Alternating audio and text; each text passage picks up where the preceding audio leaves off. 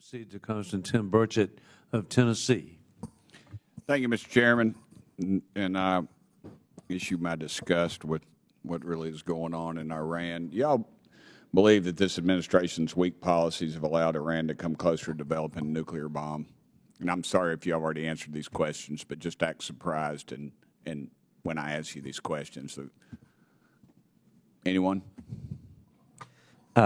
Yes. In fact, there was a little bit of a timeline with respect I would take umbrage with what Representative Connolly said about the effectiveness of even previous measures that this administration is trying to restore. If you look at the timeline of Iran's nuclear escalation, Iran went from incremental nuclear escalation overtly violating the JCPOA in 2019, but significantly began violating the JCPOA in late 2020. At the end of 2021, at the end of the Biden administration's first year in office, Iran gained, according to outside nuclear experts, irreversible nuclear knowledge, doing things it had never done before. One, enrichment of uranium to 60% purity, a threat Iran made a decade ago, but only felt comfortable acting on in 2021. Two, the production of uranium metal using highly enriched uranium, which has clear applications for warhead designs and metallurgy. And three, phasing in, testing, deploying, and using more advanced centrifuges, the machines that spin uranium. So yes, quantitatively, qualitatively, it has grown under President Biden's watch. Is there any way we can inspect these nuclear facilities, honestly? Is this going to be one of these made-for-TV specials that they just drive around with the little UN blue hats on and everyone makes a mockery of it? Sir? The International Atomic Energy Agency's access to these facilities has been severely restricted. Cameras have been denied. Can you speak up a little bit? Cameras have been denied to the IAEA. Data from some cameras has been denied. At present, the International Atomic Energy Agency judges, and we should have confidence in that basic judgment, that it still understands the general capability of that program. But because of the erosion of its access, the time will likely soon come when the IAEA itself will be forced to say it is no longer certain that Iran's program has an entirely peaceful nature. And if I can add one more comment to my colleagues' things. If Iran is permitted to keep 60% enrichment by the United States international community, which has no civilian application, have we not just agreed that Iran can have a military nuclear program?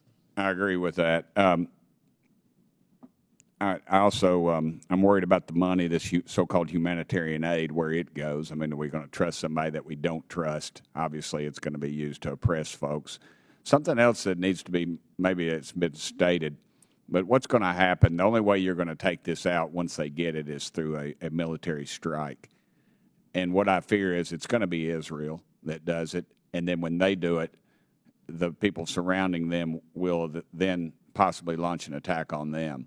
I don't know, how do you put the genie back in the bottle? Does anybody have any idea, other than regime change? Is there any other, we've decided to put instead of taking the gloves off, we put them back on dealing with these thugs, and I don't see the international community addressing this as it should. It should be sanctions. They've worked in the past, economic. I mean, if we're not going to send cruise missiles over there, then dadgummit, the only other thing we've got.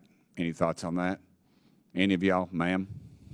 I'll just say that I think effective American leadership can, in fact, rally the world against significant threats, as we've seen with respect to both Ukraine and China. I will also point out that where we've seen Iran's nuclear escalation, it has come after catastrophic U.S. decisions, such as the 2018 decision to exit the Iran nuclear deal, as well as the 2019 failure to respond to attacks on Saudi Arabia by Iranian missiles and drones. I would also add to that, however, that the sanctions the Trump administration restored, what is popularly termed the maximum pressure campaign or maximum pressure sanctions, created the same, if not greater, macroeconomic damage to Iran's economy in 1 to 2 years than a decade of multilateral sanctions. So there is no substitute for American power. There is no substitute for American leadership. That's a critical thing to note, and we can afford no own goals in the management of our relationships with our transatlantic partners. In 2020, Europe laughed laughed at the Trump administration for trying to unilaterally extend an arms embargo on Iran. In 2022, Central Europe was the victim of a widening radius of Iranian arms and drone proliferation. No more laughing at unilateral attempts. We need to build bridges, not destroy them. Mr. Chairman, I'm out of time. Thank you.